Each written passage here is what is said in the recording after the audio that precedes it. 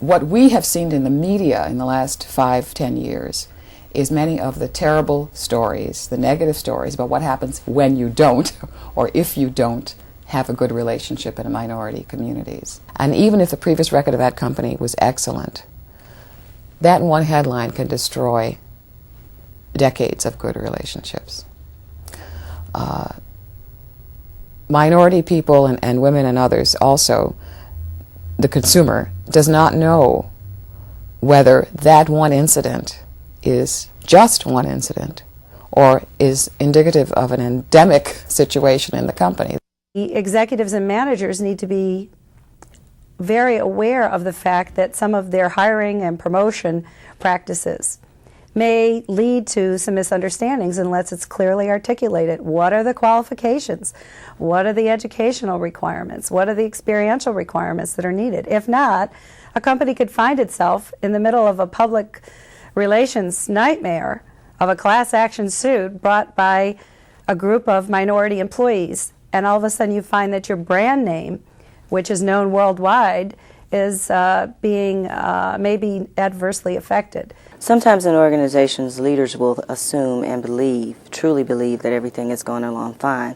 Their numbers look good, and people on the surface seem to be getting along pretty well, but they may have a time bomb ticking without being aware of it. And generally, when that is happening, it's because, for some reason, the members of the organization are not communicating realities to the leadership. And when the leaders are unaware of those realities, they generally start to surface later on when it's too late.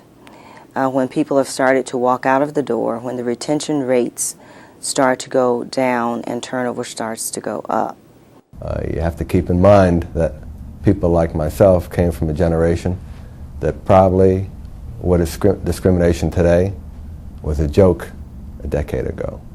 But it really wasn't a joke, and it probably shouldn't have been a joke. But nevertheless, in many office structures and factory structures, it was a joke. That can't be accepted. But people have to understand, and they have to be educated in respect to, gets right back down to what's right and wrong. They have to understand what's right all the time and what's unacceptable, what's wrong. Some people are still learning, unfortunately.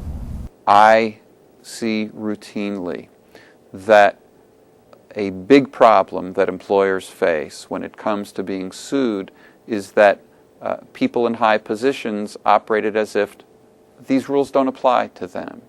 And everyone in the organization, bottom to top, needs to understand these rules apply to everyone.